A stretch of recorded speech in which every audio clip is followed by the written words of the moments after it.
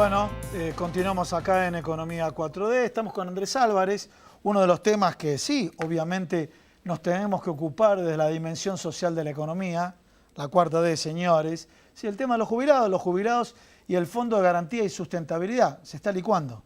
Sí, bueno, los datos hablan que la devaluación perjudicó muchísimo al Fondo de Garantía y Sustentabilidad, que tiene la mayor parte de sus acciones en empresas, en bancos, y que, bueno, ante esta devaluación volvió a los números del 2016, o sea, perdimos 2 años en dinero, 14.000 millones de dólares, que es el ahorro genuino de los trabajadores argentinos. Entonces, por un lado, hambreás a los jubilados. Hoy el 90% de los jubilados no llegan a cubrir ni el 40% de la canasta básica, que es de 20.000 pesos. Hay situaciones que se están dando en las 400 delegaciones de ANSES que son desesperantes. Hoy de la mañana me contaba una compañera, una abuela, que quería sacar un crédito Argenta, que a la vez cubría con otro crédito Argenta y así sucesivamente, ¿no? Endeudada. Lo quiero remarcar, sí. Un crédito para cubrir otro crédito. Sí, un crédito y para la cubrir... lógica, y mi viejo falleció hace 2 años, pero conozco la lógica de los jubilados. Dicen, y querido, yo no sé cuándo voy a morir. O sea, sacan el crédito porque no saben si el próximo vencimiento va a estar con vida o no. Es tristísimo, sí, ¿no? a tasas usurarias en la actualidad además. Pero además la abuela le contaba a uno de los trabajadores de ANSES que su hijo que trabajaba en fábrica, estaba con problemas también en el trabajo, que hacía ya mucho tiempo no solo no comía todas las comidas, sino que a veces no comía en todo el día y varios días, y que para no contarle a su hijo, que también está con problemas económicos, iba a visitar a sus nietos para tener la posibilidad así de merendar sin que su hijo se enterara. La verdad, la situación que vivimos los trabajadores de ANSES todos los días, con nuestros hermanos trabajadores, los beneficiarios de asignación universal, de salario familiar, la verdad cada día es más desesperante. Cada día es más desesperante. Y tiene que ver con que los salarios en dólares hoy de un jubilado están llegando al de 2001, 211 dólares. O sea, yo invito a que cualquier funcionario de este gobierno viva con ese dinero en la Argentina de hoy. Es imposible, es imposible. Y lo que quieren en definitiva, y por eso también este cambio de ministerios que nos pone bajo la órbita del Ministerio de Desarrollo, que sí hay que aclarar, y esto hay que repetirlo todo el tiempo, la eliminación del Ministerio de Trabajo y del Ministerio de Desarrollo es preperonismo, o sea, nos atrasa décadas. Décadas, volvemos a la década infame donde eran los patrones los que... Le agrego el Ministerio de Salud también. El Ministerio de Salud, quise decir, perdón, Ministerio de Salud y de Trabajo nos lleva a la década infame donde los patrones dirigían todo mientras el resto éramos esclavos. Eso es lo que quiere este gobierno de patrones, a eso nos lleva y nos pone bajo la órbita del Ministerio de Desarrollo porque en definitiva lo que piensa es una seguridad social como entregador de dádivas y no de derechos, que eso es lo que tienen hoy nuestros abuelos, nuestros pibes y los trabajadores, derechos. Y hace un rato Carlos hablaba de la moratoria, eso, de la reparación histórica, que en realidad fue una estafa histórica. La verdadera reparación histórica fue darle la moratoria o la jubilación a esas amas de casa o a esos trabajadores que no habían tenido los aportes necesarios por épocas que la Argentina vivió exactamente igual a estas. Y ojo, porque todavía Duhovne tiene en su escritorio un proyecto que habla de estudiar socioeconómicamente los beneficiarios de moratorias. O sea, cualquier beneficiario de moratoria, y con esto no quiero ser alarmista, pero sí es importante saber que el gobierno, cuando habla de déficit cero, habla de bajar las asignaciones familiares, de bajar las pensiones no contributivas, de afectar también las jubilaciones por moratoria, haciendo un estudio socioeconómico que implicaría que si un abuelo o abuela tiene una casa de 2 millones de pesos, estoy hablando de pesos, no de dólares, podría verse afectada esa jubilación por moratoria. Digo, estamos hablando de un atraso monumental que avanzan sobre derechos elementales y que me parece que los trabajadores organizados y el conjunto de la sociedad ya no alcanza con el activismo en las redes sociales o que vengamos acá a los medios de comunicación a decir que esto está mal. El diagnóstico ya lo conocemos todos. Es hora de garantizar, la unidad ya es un deber, organizarnos, salir a la calle y poner un freno necesario, indispensable a este gobierno para que cambie de modelo o que haga lo que tenga que hacer, pero esto no va más. Esto es claro, no va más. Hay herramientas en la democracia, porque a veces se cree que la democracia es votar cada 2 años y con eso nos conformamos. La democracia tiene herramientas para poner un freno a estas políticas para poner un freno a la expulsión de millones de argentinos por la ventana como si no existiéramos, porque lo que quiere el gobierno con la pobreza cero no es terminar con la pobreza, sino terminar con los pobres. Así vamos a llegar a la pobreza cero. Quiero preguntarte, o en todo caso aclarar, para que no lo tome ningún medio de otra manera, cuando ustedes hablan de la calle, no se refieren absolutamente a saqueos, ¿no? No, hablamos de lo que hacemos siempre los trabajadores organizados, reclamar, movilizar.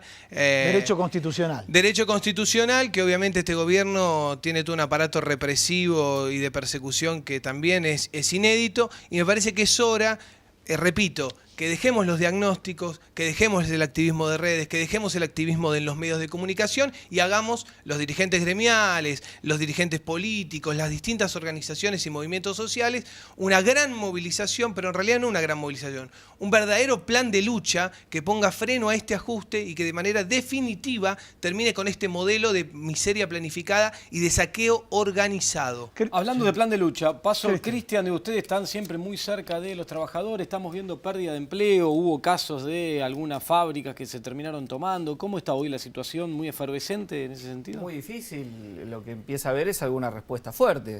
Tuvimos el caso Astillero Río Santiago, ¿no? Emblemático porque es la fábrica que resistió la privatización de los 90 y ahora le está poniendo un freno al ataque de Vidal.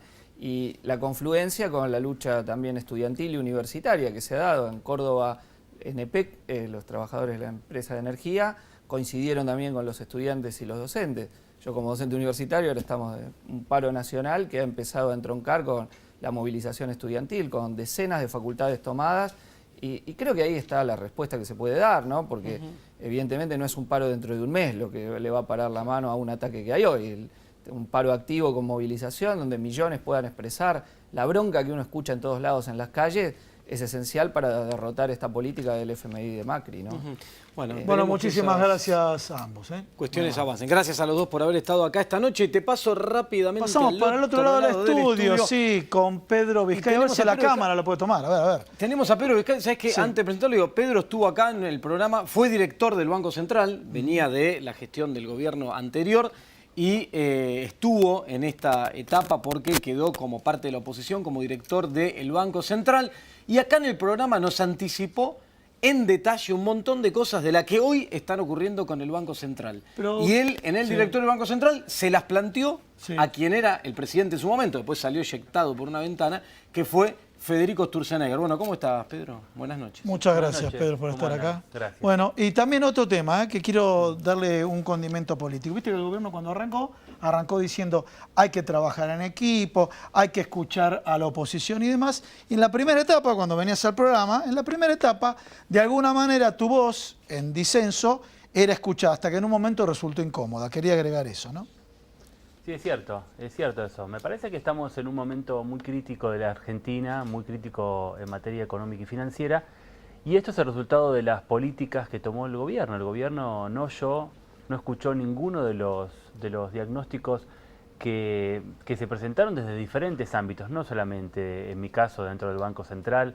Digo, acá en la Argentina hay aproximadamente una decena de economistas y de abogados y de formadores en políticas públicas que están diciendo, señores, esto así va mal, se lo dijimos desde que comenzó el gobierno no escuchó hasta que esta bomba estalló y ahora estamos en el Fondo Monetario renegociando un acuerdo que ya fracasó, porque esto hay que tenerlo presente, el acuerdo anterior no va más, puede ir el mismo monto de crédito, pero el acuerdo con las condiciones fracasó en 60 días. Las exigencias cuantitativas fracasaron en 60 días con pérdidas millonarias de dólares de las reservas del Banco Central y con un modelo de tipo de cambio libre que también hemos visto que no ayuda en lo más mínimo a resolver los problemas de inflación. Argentina hoy tiene una proyección a fin de año que está en la zona del 40-45%, yo diría entre el 42 y el 45%, y quedan todavía 3 o 4 meses para que termine el año y no sabemos cómo va a resultar si aparecen nuevas estampidas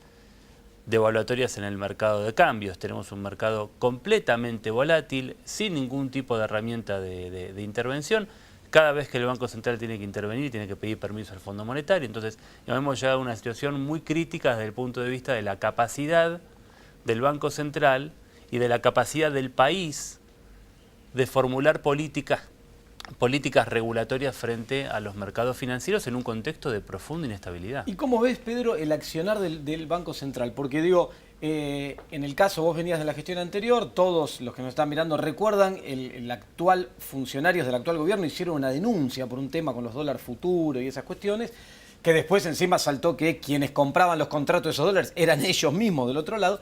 Pero hoy, el último tiempo, uno analiza cómo el Banco Central entregó dólares a los fondos especulativos. Se fueron todos los 15.000 millones de dólares que entraron por el Fondo Monetario, es lo mismo a lo que se fue los últimos meses de reservas para tratar de seguir frenando un dólar que sigue subiendo. O sea, ¿cómo ves ese accionar del Banco Central? Porque es uno a primera vista dice, lo otro era nada al lado de esto que está ocurriendo. Mira, dos cosas. Primero, sería bueno que el Congreso de la Nación cite a Caputo, el Senado cite puntualmente a Caputo, a dar tenemos explicaciones. Una foto de Caputo, si la que a dar podemos explicaciones. ver. Sí, tenemos una foto de Caputo, mientras ahí está. Yo pensé, Sí.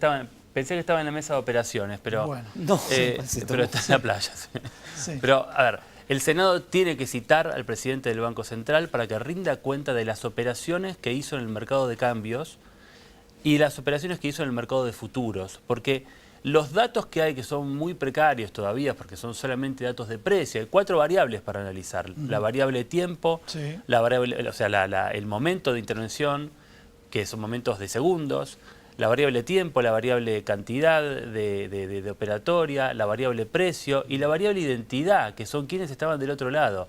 No se conoce eso. Hay algunos rumores, algunos hablan del Deutsche Bank como banco que estaba del otro lado, otros hablan del JP Morgan. Eso tiene que analizarlo primero el Parlamento, que tiene que citarlo, pedirle rendición de cuentas, que explique.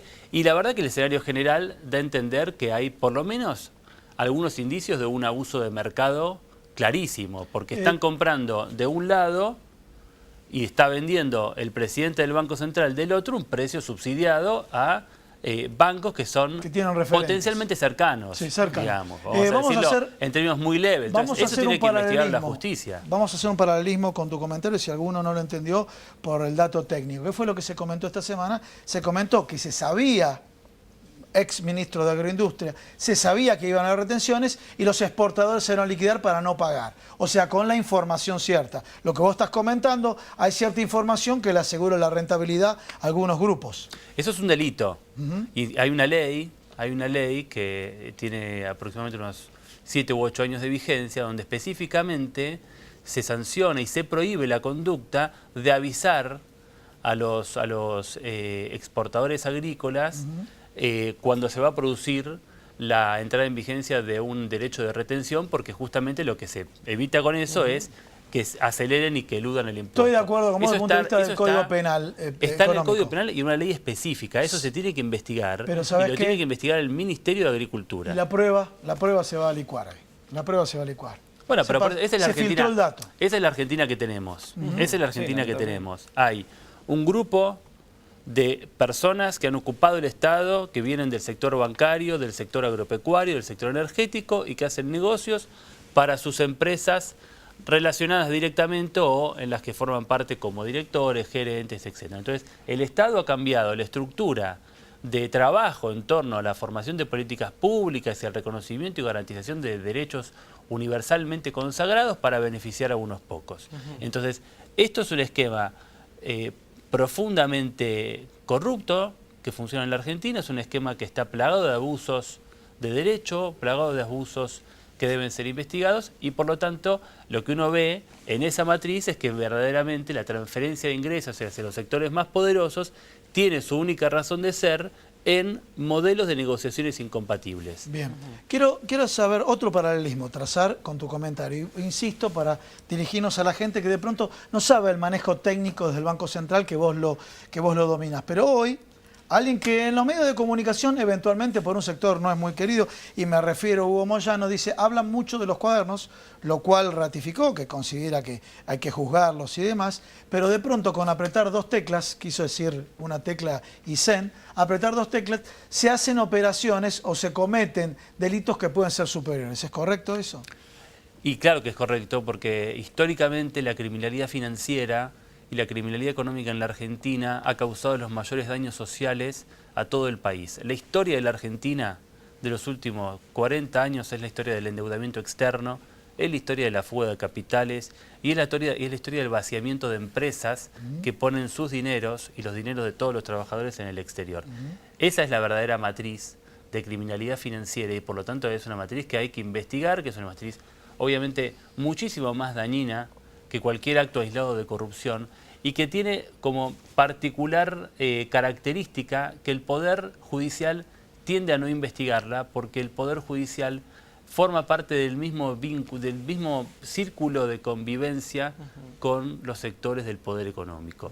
Entonces, sí, yo creo que es cierto, cuando uno toca una tecla de un lado, sentado en una mesa de dinero, o sentado en un organismo regulador, o hace la vista gorda, está favoreciendo negocios millonarios, y esos negocios millonarios quiebran el pacto social de la Argentina que consagra que el Estado lleve adelante políticas para todos los sectores en igualdad de condiciones. No, esperemos, porque más allá del impacto económico que acá en el programa te contamos siempre, todo el tiempo, lo que esto va a implicar a vos que vas a laburar, el salario, la pérdida de poder adquisitivo, las tasas de interés en las nubes, también todo esto es materia de investigación judicial, porque acá hay una situación muy compleja de dinero que se va de la Argentina. Recién hablábamos de fuga de capitales, el último año se fueron más de 32.000 millones de dólares por fuga de capitales y desde que este gobierno arrancó 55.000 millones de dólares por fuga de capitales. Y la consecuencia de todo esto, que estamos hablando con Pedro y que te venimos contando, y el acuerdo con el Fondo Monetario, es el ajuste drástico. Y en ese ajuste, uno de los sectores que está siendo muy impactado, muy comprometido, es el sector de la educación. Y acá, del otro lado de nuestro living, tenemos como invitado a Nicolás Trota, que es rector de la UMET, la Universidad Metropolitana de la Educación y el Trabajo. Para la Educación y el Trabajo. Para la Educación y el Trabajo. ¿Cómo estás, Nicolás? ¿Bien? ¿Cómo estás? Buenas noches. Bien, buenas noches. Bueno, primero arranquemos con esto. Contanos un poco la situación de la educación en general, las universidades. Vos manejás una universidad a partir de estas cuestiones de que está haciendo el gobierno, ¿no? Bueno, primero que es muy difícil disociar lo que es una política educativa de lo que es un modelo social, ¿no? De lo que son las propias políticas macroeconómicas y mucho más cuando estamos viviendo políticas de ajuste, no solo del presupuesto nacional, sino también el impacto que esto está teniendo en las distintas provincias, ¿no? Creo que muy pocos podían imaginar que la Argentina podía retroceder tan rápido en tan poco tiempo, ¿no? Y parte de eso lo vemos en el campo de la educación, de aquellos que planteaban que era el momento de dar el salto hacia la calidad educativa, ¿no? Luego de lo que fueron, ¿no? Esas 12 años de gobierno que implicaron una enorme democratización de acceso a la educación, ¿no? Duplicar la obligatoriedad de la educación en nuestro país, ¿no? El secundario obligatorio, la sala de 4, ¿no? La enorme transformación que esto implica en nuestra sociedad. Cuanto antes una niña o un niño se escolarice, el impacto que eso tiene, no solo en la retención en el sistema educativo, sino en las oportunidades que tiene a lo largo de su vida, son extraordinarias, son profundamente transformadoras. Un gobierno que hablaba de la calidad de la educación ha prometido en su momento, ¿no?, la construcción de 3.000 jardines de infantes, porque decía que había que profundizar el ingreso temprano a la escuela. No se hizo nada al respecto, ¿no? Si nosotros vemos otro eje de lo que se planteó en su momento del gobierno, que era fortalecer el sistema científico-tecnológico, no solo haber degradado el Ministerio de Ciencia, Tecnología e Innovación Productiva a Secretaría, sino el ataque feroz a las distintas instancias del sistema científico-tecnológico, no solo al INVAP, no solo al CONICET, a la agencia, sino la propia descalificación a un sector social con tanta legitimidad como son nuestros científicos, ¿no? Y sin lugar a dudas lo que pasa con las universidades, la descalificación de la gobernadora de la provincia de Buenos Aires. Sobran universidades. Sobran universidades, ¿no? Yo creo cuando dijo que los pobres no llegaban, ¿no? Que los pobres no llegaban a las universidades. Yo creo que algo de lo más transformador que vivió Argentina en los últimos años fue, ¿no?, la constitución de un sistema federal, robusto, diverso de universidades, el ingreso masivo de muchos trabajadores de los sectores populares a la universidad. Obviamente que queda mucho por recorrer, ¿no? Mejorar nuestra escuela secundaria es algo que tiene que estar en la agenda central de las políticas en nuestro país, pero donde uno pone el compromiso, tiene que poner los recursos. Digo, no hay política pública si realmente no se pone en el centro de la escena los recursos públicos. Le pedimos a la escuela todo. porque siempre la escuela es el lugar donde le cargamos toda la responsabilidad, no solo para pensar estratégicamente en la Argentina, sino también para resolver las inequidades profundas que todavía tiene nuestro país. Si le pedimos eso a la escuela le tenemos que dar todo. Y este es un gobierno que pretende, entre otras cosas, confrontar con los maestros, pensando que los cambios de la educación pueden ingresar mágicamente a las aulas. Los cambios en el sistema educativo, que lleva tiempo, porque no es una fábrica de autos, no son generaciones de inversión, de compromiso, ingresan al aula de la mano de los maestros. ¿Y cómo pensás? Porque hasta ahora dio sobradas muestras el gobierno de tener una interpretación de la cosa que es completamente contraria a lo que vos sostenés. Yo creo que interpretan la educación como una mercancía y además en esta necesidad de política de ajuste apuntan ahí. ¿Cómo pensás que sigue el sistema educativo? ¿Soporta esta situación de acá en adelante? ¿Seguirán en pie de conflicto? ¿Cómo ves para Yo creo que el conflicto es la regla de la realidad que transita nuestro país, porque vivimos una puja distributiva en todos los niveles, de la economía, de lo social, de lo político, de lo cultural. Entonces, lamentablemente uno dice, ¿qué se puede hacer hasta que las cuestiones cambien, ¿no? Entonces, yo creo que se va a profundizar sin lugar a dudas el conflicto en el campo educativo, también, ¿no? Porque el ministro Finocchiaro, la propia gobernadora de la provincia de Buenos Aires, intentan, a partir del conflicto con las organizaciones sindicales, con los maestros, ganar legitimidad, ¿no? Entonces me parece que muchas veces observamos, ¿no?, que se pone el foco porque hay paro. Hay paro porque el gobierno no compromete los recursos. ¿Y qué termina pasando? Veamos lo que ha sido el comportamiento, no el primer año del gobierno de Macri, ¿no?, que se comprometió con recursos, sino el segundo y este año como tercer año, ¿no? El gobierno incentiva el conflicto para darle a los maestros lo que no le quiso dar al inicio de las clases. Para cerrar, Nicolás, con el conflicto con los docentes trabajaron sobre el desposicionamiento gremial. Pero me parece que la semana pasada, esa foto, ahí tenemos la foto, de todas las universidades, es una foto que el gobierno dijo, me parece que esto no nos conviene. Y de alguna manera fueron al pie más rápido a negociar que con los docentes primarios y secundarios. ¿Fue así? ¿No fue así?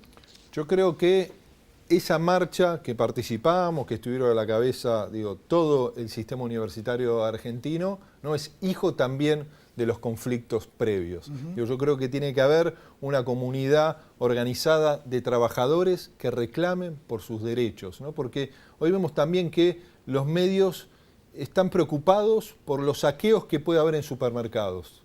Tenemos que poner el foco en el saqueo que está viviendo nuestra economía, ¿no? El peor robo que está sufriendo nuestra sociedad es el del cuello en blanco, ¿no? Es de estas personas, como lo que mencionaron hoy, que con un enter, ¿no?, se transfiere el ahorro de los argentinos al exterior mientras seguimos importando deuda y comprometiendo el futuro. Entonces yo creo que la marcha de estudiantes, ¿no?, de todos los claustros de nuestras universidades es un mensaje positivo que en democracia no solo definimos el futuro al momento de depositar nuestro voto, sino también lo definimos en las calles reclamando para que el gobierno reflexione, ¿no?, y que impida que se sigan profundizando estas políticas de ajuste.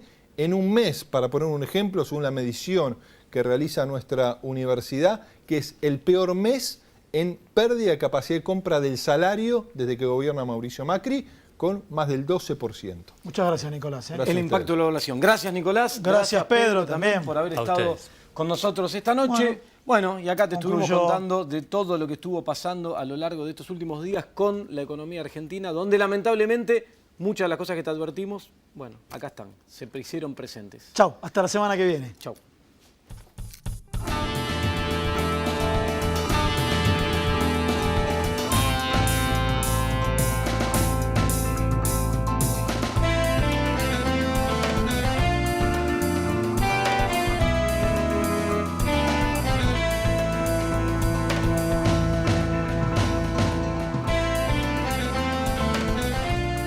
ATILRA es artífice de un proyecto solidario, colectivo y social. Es una realidad que crece, se desarrolla, vive y se multiplica, pero sobre todo permanece en el tiempo. ATILRA, Más de 70 años sembrando de sueños el camino. Cuando la salud está en peligro, el único remedio es la justicia. Si en las provincias se derogan las leyes sanitarias, las farmacias de barrio pueden desaparecer. Decile no al monopolio. Es un mensaje de la Confederación Farmacéutica Argentina, a favor de la ley, a favor de la salud.